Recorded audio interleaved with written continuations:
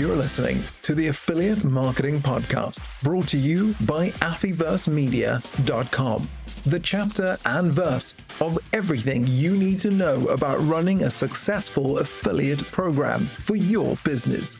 This is a podcast for digital and affiliate marketers, publishers, networks, agencies, and MarTech providers who operate, support, or manage affiliate marketing programs around the globe. If you want to launch, scale, and grow a successful affiliate marketing program, you're in the right place. In this podcast, you'll learn how affiliate and partner marketing is constantly changing, and tune in to industry experts who are getting behind our mic to share tactical insights and practical knowledge to help your affiliate program grow. Here you'll discover what's new and trending in affiliate and performance marketing, how to run your affiliate program successfully, and gain industry insights from experts and practitioners from around the globe. The truth is, you simply won't find this information anywhere else. Now here's your award-winning affiliate and performance marketing host, an industry veteran, your affiliate marketing guide, and the founder of Affiverse, Leanne Johnston. Welcome to this week's Affiliate Marketing Podcast with me, your host, Leanne Johnston. And today I'm absolutely thrilled to have somebody that I've known in the industry for a little while, but have never been able to convince to come on this podcast. It is Brian McGuigan, Head of Media Netherlands at Klarna. Brian, it's a pleasure to have you on the mic today. Thanks, Leanne. Hello, listeners. My name's Brian. I'm a friendly South African living in Netherlands after recently lived in the UK for about close to a decade, and it's where I've learned my trade in media, specifically and mostly in affiliate for about a decade. Humble beginnings from starting on the network side at WebGains. I worked my way up on the dark side, the publisher side at Quidco for about 2 years. Was then the director at Joint Piggy, who was acquired by Klarna, where I've worn many hats at Klarna. I was an affiliate lead for EMEA and now head of media for Netherlands. Ultimately, my efforts are aimed at promoting mutual profitable growth for everyone, but truly trying to help with innovation and excellence in the digital marketing space, hence jumping on with you. Yeah, so thrilled to have you here because you've got a really great breadth and depth of experience. And you're also working in a company that's growing incredibly fast and also has a very interesting affiliate proposition. And that's why I've invited you on the podcast today.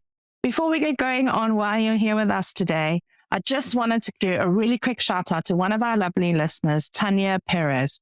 You have been a superstar in commenting on our podcast and also in our LinkedIn, and we appreciate all of those comments. So thank you all for tuning in and listening. And Brian, let's get on with the show because we've got lots and lots to talk about. So I wanted to start a little bit about Klarna because everybody knows Klarna. Everybody's talking about buy now, pay later.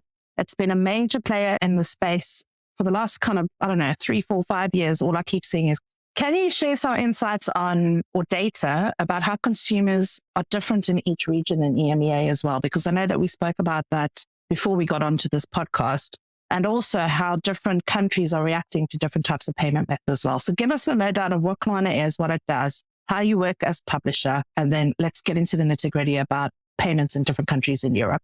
Okay, great topic. A lot to unpack there. Yes. So I'm going to try and do it in the best way I can. I think to kick things off, just for those that have been living under a rock and don't know what Klarna is a buy now, pay later provider. However, we do marketing good. That's why everyone knows about us. And that's why we've grown, to this incredible stage that we're at. However, we do more than just, provide financing. Yeah. We do marketing good, for lack of a better word. Yeah. And over the years, we've looked to leverage this. We have a crazy, 150 million user count across the globe. And some genius, not me, said, can we not market to these people? And that's what we're doing. We've built and acquired a number of successful different grocery channels with 100 different touch points, creating like a closed loop, starting from CSS, creative platform, social, and my personal love, the affiliate channel, which is the Klarna app, which is probably what we'll be discussing mostly today. In terms of, looking at things from a global perspective and, seeing what the different impacts are across the world, I think this is a very exciting and very interesting topic. I think there's a number of considerations, and go through all of them, we would simply run out of time. So I'll try pinpoint and guide as best possible here. But there are a number of things. economic climate impacts things, regulatory environment, everywhere is different, cultural preferences, partnerships, and then technology adoption, I would say. I think with regards to consumers specifically, cultural preference is the main culprit here, I would say, for me. I think everyone's different and there's a lot of generalizations that we know, but for me, just taking a step back, my biggest learnings began when working on a global scale. Having worked primarily in the UK market, I've always found, you're used to the same top publishers, the same top merchants, they X, Y, Z, these are the USPs, and then you're quite in a box. And since working globally for the last 2+ years, my mind's kind of just broadened, expanded, and be blown. I would say a lot of testing and learning has been done from myself. There's so many publishers out there that you've never heard of with so many unique USPs and so many merchants, etc., that you just open yourself up to. And I think this is probably the biggest realization I had when first starting to look at, EMEA across the board. I will say, getting a little bit more specific, there's a lot of generalizations out there, but we've noticed from having chats with peers, etc., like PI Live or Affiliate Huddle, those kind of things. I've had a few discussions on, what are the core markets for you? What have you seen? General interest in what's going on in the world. And I think for us, our core markets are the US, DE, and UK. And we've got significant app counts, ranging from about 8 to 30 million, looking at UK to US. However, I see some differences, and I think this is where the conversation gets quite interesting. I think looking at, say, Germany versus Italy for us specifically has been really interesting. And the reason for it is Germany, we have, 10 million app downloads, and it's a huge audience for us, and that's why it's a core market. However, it's one of our markets with the lower conversion rates. And the reason for this, I think, is quite interesting. We've obviously looked at this and gone, why is this so? And I think it's twofold. I think, first of all, it's just to do with what the German market's like. And this is where I've leaned on some of the colleagues in the space and asked them, what's going on? Do you see the same? And it's not the same. The reason for it is people tend to say, in Germany, they prefer coupons, vouchers. They're a little bit more traditional or a little bit more old school. And hence, incentive publishers, those kind of things don't do so well. But the coupons and voucher type publishers do really well. But I think the thing that's unique to Klarna and Germany is our offering and our publisher type. We created an app for people to manage their money, and the Germans use the app for that. Wow. Okay. And in Sweden, we're a bank, and we're known as a bank, and we have a huge audience using the app as well. It's similar. They don't use it as a shopping directory. They use it as or a shopping inspiration or, platform.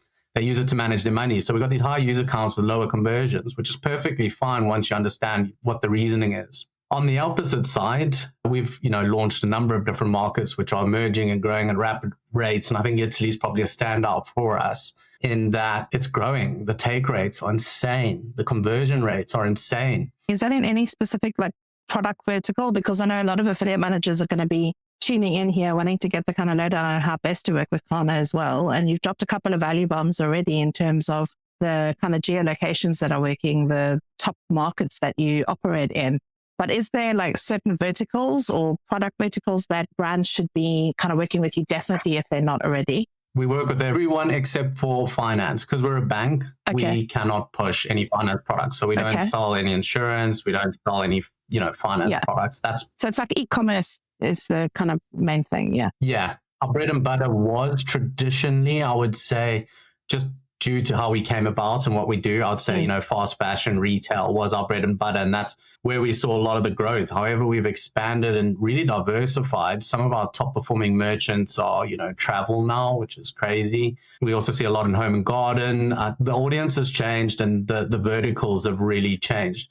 However, there is nuances and niches to each of the markets as well. I would say in the US, it's so mature. You have to be really big to stand out. Mm-hmm. Whereas, it's really open game for any of the emerging markets. That's why Italy is so fascinating because one week you'll log in and you'll see the dashboard and you'll see Merchant X who you've never heard of. You go Google them and they're selling soap or something. Yeah. And then the next day, booking.com's come in or something. But it's just every day. It's really interesting to see. And the mix is so different. It's not the usual 5 that I'm used to seeing just working in the U a few years ago. It's so dynamic and so diverse and changing every day. But I think my key message to everyone whenever I have a chat with them is just, test and learn and diversify. There's so much out there and there's so much we don't know. Obviously, heed warning, always do your due diligence, always forecast, that kind of stuff. But Yeah, barrier to entry is probably just commercials, which we discuss on a case by case. But the other one would be we don't work with any finance or insurance or anything naturally due to regulation. So that comes back to probably the regulation piece of it as well. Yeah. So let's go back to those 5 points that you mentioned again, because we've covered off like user behavior or even like, different cultural aspects of the different European markets. What are some of the other key things that you're seeing in terms of campaigns that work and don't work, and the understandings and the learnings that merchants get from working with you? Yeah, I think when it comes to strategy, we could probably pick out another couple of them. I think when it comes to our strategy for EMEA, I'm a firm believer of always spray and pray. Just test and learn, diversify, and just put as much out there. But can we do that now? I'm starting to think that spray and pray tactics, if you've got the budget to do it, fantastic. But if you don't have the budget to do it, you kind of need to be very efficient with your spending right now because everybody's budgets are getting cut. So let's take an e-commerce client, somebody that's selling, furniture or retail or even maybe like, I don't know, makeup products or health and beauty or something like that. Let's talk to that audience right now and give them an understanding of why they should be working with Klarna and why they should actually be running their affiliate campaigns with Klarna. Yeah, I think zooming out, everyone's got different KPIs. They've got, different challenges. But I think inversely so, I haven't seen budget cuts as much as I would expect. I've actually seen inversely so, I think due to economic climate, which is one of them. I think, people are getting savvy with their marketing. And I think affiliates has really spurred on and become, it's been shone in the spotlight, should we say, because it's very risk adverse, right? It's all done on cost per acquisition. You only pay once you actually have a sale. So based on that, I've seen budgets been shifting from, say, CSS and stuff, which obviously you have way bigger, to the affiliate side. And I've spoken with some of the other publishers out there and, they're outselling all the inventory because I think there's more of a focus on it. So speaking to anyone out there, it should be a game of margin, right? So it shouldn't be a risky thing. You shouldn't be stripping your budget. You should know for a sale of X, I can afford X. And I think gone are the days it opens up another topic of set CPAs. Before it used to be like a 5%, 10%. And, someone like Currys, for instance, or, a business that sells a lot of electronics, their margins are all over the place. So they simply can't do it. So what you need to do is just carefully and thoughtfully look at what your margins are and be honest with it. If you can sell, a washing machine and you can afford to give 10% on that, then give 10% on that. Whereas if you're selling cameras and the margin's 2%, so set dynamic commissions. And I think, just really walk through what products you have and what you can afford, and then reach out to all your publishers and see what they can do for you. I think we're getting past the stage of a one price fits all affiliate program, to be honest. And while we know that deals are negotiated in the back end, but we really do have the capabilities now to drill down deep into product lines, interest groups, all of that kind of thing, and get really clever with how we set up commercials and programs. And this is something that I want to see the industry move forward on. Instead of just going, we offer a CPA or a revenue share or whatever the case may be, really drill deeper into the data. And you spoke about that. You've got a lot of data that you can share with advertisers and in terms of helping them to set up campaigns that are successful within the Klarna ecosystem. And that's really why I kind of wanted to bring you on today, because we forget about that. We forget about the fact that the data can actually tell us the story before we spend our money. And we forget to ask the probing questions when we're trying to do negotiations. Half the time, affiliate managers are just so happy that Klarna wants to run their campaign that they sometimes don't even pick the right products or places or mechanics to actually do that. And then they see, the campaign didn't work, but it's because they haven't understood what goes on in the background and in terms of how Klarna customers are actually utilizing the different products that you have. So that was one of the reasons why I wanted to bring you on here, is just to give a little bit more of an understanding so that affiliate managers that are tuning in and haven't ever met anybody from Klarna, but do have them as an affiliate ID in their program, they can just understand how to work with you guys. So you've downloaded quite a lot. It's 12 minutes, but you've kind of told us a little bit about what Klarna does. You've told us a little bit about what you're seeing in terms of the different regions in Europe and how to actually target and segment budgets accordingly to reach these different types of target audiences. Now you've mentioned that you're not seeing budgets being cut so much as well, which is flip side to what I'm hearing. And maybe it's because you work with a lot of tier 1 clients as well, and they know that this channel works for them.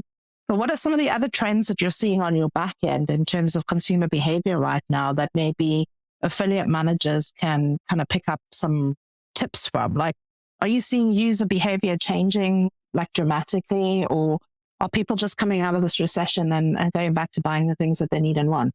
Yeah, it's a very difficult question for us to answer because we have so many different channels. So it's hard to pinpoint. I think, yeah, here at Klarna, we say we're building the plane as we're flying it, and we really are. I think our app's never just been as it is. It's always in a future edition. We're always looking at what's next. So it's quite tricky to answer on that. I think to speak generically to some of the things we've covered, I think it's been a realization that we're shifting. When I look at reports, I remember when we were booking campaigns, I would look and then you'd book a placement and did it go up? Did it go down? Was there a halo period? But I think I've spent way more time now assessing value. I think value has become, a keyword, not about I'm going to book this and then it must do that. It's more about we've got this relationship. Are we, all getting value out of it? Are the commercials set right? It's supposed to be long term. So I spend a ton of time in commission reports. And when people do have dynamic commissions, you can actually see what portions are driving through. So you can see what your KPIs are. So whether you value new versus existing is a very basic way of doing it, or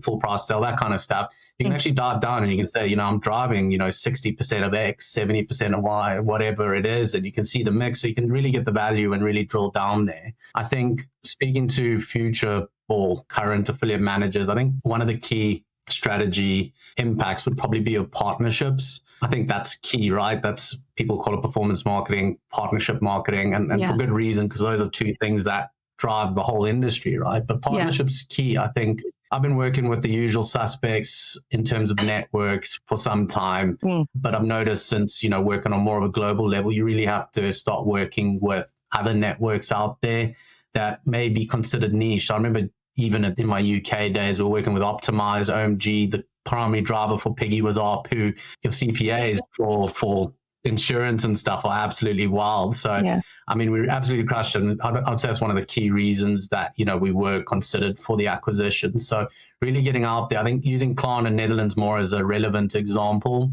There's a number of networks that we've had to connect with, say in Netherlands, Trade Tracker, that I'm sure most don't know of, DaisyCon that most might know of. But you've got to really start forming new relationship with key players that are going to help drive your business forward. But I think you also need to factor in that you can only move as quickly as your partners move, right? So it's really about identifying and displaying, where the wins are and how you're going to scale this. For instance, A1, everyone knows A1. They have presence in Mexico, but what's the support like in Mexico and things like this. I think these are things you got to start, kind of thinking about. Yeah, 100% correct. The other thing is a multi-network approach used to be frowned upon in the past, but now because each country is becoming very unique in the way that their consumers behave and interact online, and technologies that are coming into play and publishers that are moving into like localized markets, a multi-network approach used cleverly is actually the best way to go now. And I work with a lot of clients that are very heavily resistant. Like it really depends on your business. Like if you're a global player and you're looking to dive deep into certain localized markets, you will need to partner with multiple networks that can actually get you access to those publishers on the ground. But other clients can do just as well with, and grow year on year with a program that's in a CJ or an Impact or WebGains, whoever it is. Like, we're not affiliated to any of these networks, but there's hundreds of them out there. And it's almost like we're moving away from like a one platform fits all, a one price fits all, a one campaign type fits all, a one promotion type fits all. We have to drill deep and go into the kind of nitty gritty in order to kind of sniff out the profits. I completely agree. And I love it. I think you need to get, locals know locals. I think it's a people's game, local right? Is lekker. Keep it local, keep it lekker. Exactly that. I think an interesting part is the technology piece, which goes into those impacts that I'm talking about. I think it's hard to focus. We have so many options. There's so many changes. And I agree with the multi-network approach. I think there's pros and cons to everything. Sometimes when I do a full sales cycle, someone comes to me and they say, I want affiliate marketing, I want Klarna, and they don't know what it entails. And you have to go from the network up. I mean, you start breaking it down, pros and cons of each, which they have, global presence, all these good things. But I think for us, speaking personally, when someone has two networks, for instance, that's even a boon to us, because should anything break, things break. That's how it works in affiliates. Should tracking break, we actually have a priority system. So if A1's tracking breaks, but they also have CJ, it'll divert to the next one. So for us, there's safety nets in that. Didn't even think about that. So I think that's a brilliant point, is like hedge your bets in terms of the tracking when that kind of defaults and doesn't operate as it should. Yeah, like I said, there's good and bad. We also work with sub networks as well, and they divert a lot to that. But sometimes you don't know what the commercials are and stuff. So you're making money, but you just don't know how. And I think sometimes that's a little bit risky. But yeah, I mean, different setups for each. Tracking is a big conversation anyway, not for this podcast. But I mean, I think when you're running big budgets and you need to be always on and always delivering, you want to be thinking about safety nets like this. So I think that's a great point, actually, which wasn't part of this podcast, but you've dropped it in there anyway as a value bomb. So thank you for doing that. Let's talk about hyper-personalization, because I know that's like close to your heart. You want things to be done properly. You want users to have the best experiences. So how does Klarna leverage data to provide a more tailored shopping experience for their consumers? And what impact has this had on the conversion rates to your own customer loyalty? Yeah, I get genuinely excited about this. I know you do. We live in a world where I guess we want to be shown the right things at the right time, right? Yeah. And I think it's always been Klarna's goal to show the right content at the right time to the right user. I think that's probably every advertiser's dream. And I think we now live in a world where we actually see things that we want to. We genuinely want to see it. I just believe we're in the moment now where personalization is at its all-time best. And I think Klarna's pioneered personalization within the Klarna app. And that's why I get really excited. It's very simple how we've done it. And I'll actually just give you an overview of how we've done it. So I think taking a step back, talking about Klarna app, it's not a product plug. I do genuinely find it interesting. We used to just have featured stores in the app, which was driving a lot of the volume and a lot of the traffic. And how it worked is when I opened the app, we saw different stuff. It was a manual algorithm that we created that showed the right stores, simple as that. However, we've come leaps and bounds. And what we've done is we've got 150 million users who are all shopping, and we've got all this transactional data, tons of it at SKU level, which is amazing. And we recently acquired, or not recently, probably a year ago, everything moves so fast, but we acquired Price Runner, which is a search and compare engine. Yeah, I remember that. We built this into the app. So all we did is essentially took the two sides and merged them using AI, which we've invested in. So we got the one side, which is payments, transactional data that we can see on SKU level from our people using Klarna. Then we've got product feeds, which is SKU level data from all the merchants. And what we do is we take their interest and purchase history, combine it with, the product feeds using an AI algorithm. And that means when people open the app now, it's not just featured stores. They're getting item recommendations based on what they're doing. So it sounds super simple once you said it out loud, but I love opening the app and just seeing stuff that's meant for me. It's not a good thing, especially with the birthday coming up, but it is great. Well, what you should build into your app is a recommendations wish list that you can send out to your friends and family from your Klarna app. Maybe that would help.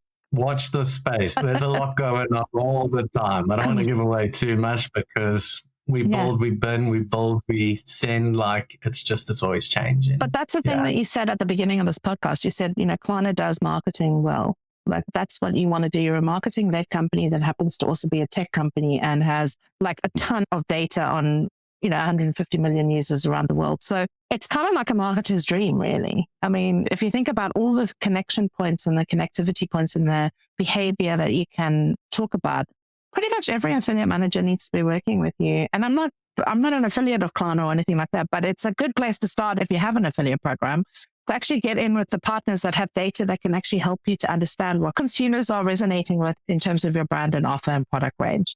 So it's a really simple, easy way to get hyper-personalized with your audience or a segment of your audience around the world and learn from those reactions to your products and services, and then plug that out so that other affiliates can also kind of, uplift the sales channel. Because if it's working in a closed environment like Klarna and you're converting customers, chances are it's also a good testing pool so that you can create promos and offers for other affiliates that can also help to resonate with the same audience. So I think, use Klarna as acquisition, but use them also as a testing ground for your product and for your program to see what's resonating with customers around the world. Now, you have spoken a lot about the fact that Klarna is making strides in market expansion. Can you share some of the insights into the challenges and opportunities that you've encountered when expanding into new EMEA regions? And you covered one at the beginning, which was the cultural differences between how people react with your app in terms of some people use it to actually manage their money and some people use it to find offers. What are some of the other challenges and things that you've learned going large into Europe that maybe affiliate managers can learn from too? I would say the technology adoption piece. I think I spoke to technology from a network side and partnership perspective. But I think we've had our own challenges internally, right? I think, like I said, we're trying to build the plane while we're flying it. I think resourcing, just trying to, focus on where we're going to see the biggest wins, because we have so many channels and we have markets take over the world. We're trying to take over the world at the same time. There's a lot of work that needs to be done. So it's about identifying, where we're going to see the biggest gains, where we think it'll work the best. And then also we're implementing, new technologies within each of these apps while we're simultaneously doing it. So it's like, when's search going to roll out for all the other emerging markets? Are we going to prefer, start working and integrating these 3 networks over rolling out search, so on and so forth? So I think technology adoption is a huge one for us internally. Everyone could do with more resource in that regard, right? So I think for us, technology plays a huge part in terms of resource from our side. Okay. So in terms of, let's look ahead at the future, let's look at what do you think is going to be happening in the affiliate marketing space as we move forward into what I think is going to be the next kind of revolution of how performance marketing works. And I've been lucky enough to be in this industry for 20 years. So I've seen 2 big evolutions already, where we came into the internet, and then when we got a little bit smart with tracking and started having things like networks. And now we're kind of moving ahead where it's hyper personalization. There's AI technology coming into place. It's almost like we're heading for another revolution in terms of how we're going to engage with our customers online, and also in what channels and with different products, because even with like heads up displays, is websites still going to be something that we need to be investing in? What do you think the future of performance marketing looks like from where you're seeing the ecosystem? Yeah, it's a very interesting, it's probably the best question I've had, but the hardest question I find to answer. I'll be honest. It's essentially, how long is a piece of string, right? Exactly. Seriously. I think we've made leaps and bounds. I think speaking to value, which I do every day, I'm reiterating that, we're getting savvier. We're making sure that we're all getting the value out of it. And I think that's a good state. I think there's a lot of challenges I'm not going to dive into because we'll need a new podcast, but obviously there's all the tracking implications with all the changes, GDPR, so on and so forth. But we've known these challenges and we curb and get past them, every single time they come about. So I'm not worried about that. I think from our side speaking, with regards to Klarna, I think we're trying to become a one-stop shop, right? Bring it all there, make sure we're saving users time and money. And how we're doing that is by leveraging everything possible. I think, we've built an app that tracks everything in one place, which is awesome. Done a good job there. We've built in, the ability to drive traffic and sales to merchants. But in terms of the what's next, I think we're trying to create a retail media network, right? So have closed loop attribution, be able to help our partners. We've got a lot of partners from the payment side. How do we further drive the wheel, right? How do we bring them more things? Looking at it holistically, not going, how do we drive traffic and sales and how do we book more campaigns, very short-sighted like that. I think we're thinking about top of the funnel to bottom of the funnel. How can we help all these merchants? And I think that's done with affiliate and some other channels, but they can tie into one another. I think we do CSS from a Google side, but we also do CSS from an affiliate side. And, that drives a lot of exploration. We've got our creator platform that works on a flat fee, and you can use it as a dashboard like A1 to connect influencers and merchants, which is awesome. But you can also do it on an affiliate side. Then we have the Klarna app, which is purely affiliate, but we also have the browser extension. So we're just trying to capture all touch points and just be able to provide an experience with one account that when a person makes a purchase, they can do everything there. And I think that's quite unique. And I think a lot more merchants are actually moving towards retail media networks. There's, Walmart, Amazon, so on and so forth. They're all looking at that. How do we create this ecosystem where we have all this data from all the performance that we've seen that we can action on, and we're in complete control of it. So you can, effectively, instead of just managing 10 publishers, you can have that one that you can see everything in one place. And I think that's what we're trying to do. I think we're doing it quite successfully as well. So I think that's where the future's going. I think we're trying to capture it all in one place and just diversify is essentially it, make sure that we're leaving no stone unturned and we're providing the best experience for not only the merchant, but for the user. I think that's always been the kind of affiliate marketing mantra there, hasn't it? In terms of least amount of clicks, fastest conversion, easiest user experience, great products, great prices, and good relationships.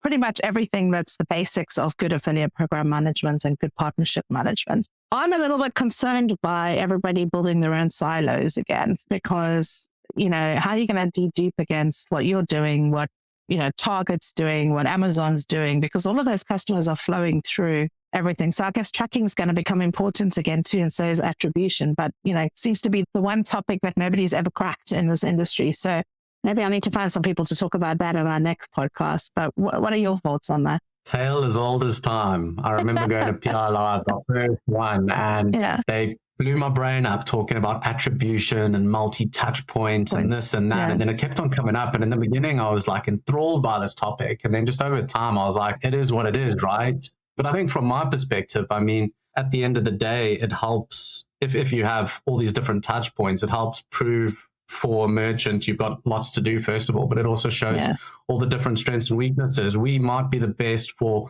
merchant X at these different touch points, but then we might be the worst for them, for the others. So just always having something to offer and also understanding your strengths and weaknesses. I think that's hugely valuable. I think, we're not made to work for everyone. We don't do the best for everyone. And likewise for merchants, they're going to have other publishers exactly the same. So I think it's just about identifying that and being able to action that is a huge boon for all, regardless of the deduping and stuff. I think we complicate it. We do. We overcomplicate it.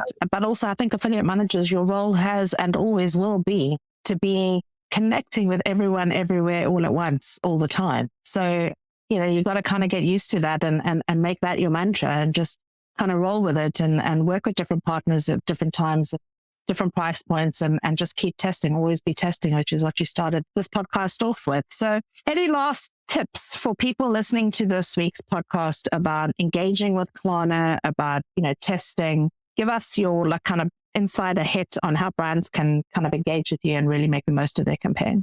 Just speaking personally, I think it's going to be a reiterate of what I've spoken about today. But just remember, affiliate marketing is a people's game, right? Like people buy from people. It's a long-term relationship. So go out there, go forth and conquer and just start forging these long-lasting relationships because they are invaluable and they are going to be what helps you succeed. I think don't be afraid to try and test and, make sure that you diversify. But at the same time, don't go running with scissors. Do your homework. Do forecasting, do due diligence. I mean, there's a lot out there. There's a lot to do. And the trouble is there's so much of it, it's hard to sift through. And I think that's probably the most challenging piece. But you'll be surprised at how much is there that is still untapped. I think there's a lot of meat still left on the bone for affiliates and a lot to go after. So go forth. I love that. Brian, it's been a pleasure to delve deep into the world of Klarna, to understand where you're seeing opportunities for brands to come into your ecosystem and actually leverage the community that you've built around your brand and around your products. And it's been a real pleasure to have you on the mic. Finally, thank you very much for joining us on the Affiliate Marketing Podcast. It's been absolutely super to have you. And guys, if you are tuning in and you have not yet got your ticket to come and join us at the Amplify Summit on the 19th and 20th of March, please do register because we've got more industry veterans, just like Brian, who've got lots of different viewpoints on the industry and where we're going to be going. And the content is easy to access. You can sit at your desk and come and listen to the live streams.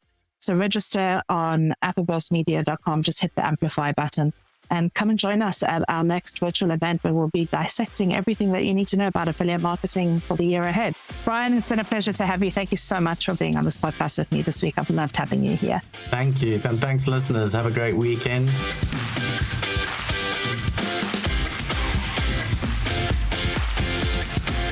Discover affiliate mastery at AM Leaders. Join us on the 16th of April in Miami for a game-changing affiliate manager training workshop, where you can learn from industry leaders, fine-tune your affiliate program management skills, and stay ahead of the latest affiliate marketing trends in this tell-all Chatham House Rules event. Running in partnership with Hello Partner and Afterburst, this interactive workshop is your path to affiliate program success. Don't miss out on this opportunity to learn from the best minds in the affiliate marketing industry. Tickets are just $495 for the early bird pricing or $695 for the standard rate, but book a bundle ticket for PI Live and AM Leaders, and you'll also save $50 when booking a PI Live and AML Leaders bundle ticket. Visit afterburstmedia.com. Click the link in the podcast transcribe and book your seat today. This week's Affiliate Marketing Podcast is brought to you by AMP. The Affiliate Manager Performance Program is designed for ambitious affiliate program managers working at brands, agencies, or networks who want to scale their affiliate program and improve their partner performance. We've trained hundreds of affiliate managers from companies like Microsoft, Omnisend, AstroPay, IQ Option, PokerStars, Betson, Oxylabs, ConvertKit, and more. We help them build consistent sales and trusted partnerships. Dedicate just 1 hour per week over a 12-week period. This affiliate management performance program is unlike any other. Learn proven tactics, tried and tested strategies, and access decades of experience with industry veterans who've launched, scaled, and grown multi-million-dollar affiliate programs around the world. Go to affiversemedia.com, hit the training menu, and book your seat on AMP for 2024.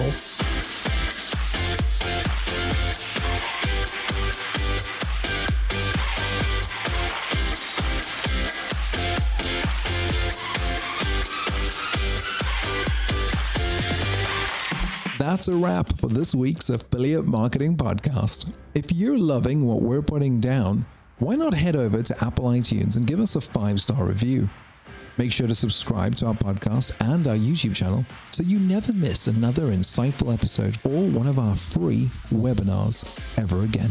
Tune in next week for more digital affiliate marketing insights, trends, tips, and content to keep your affiliate and performance marketing fresh and your partners driving consistent sales.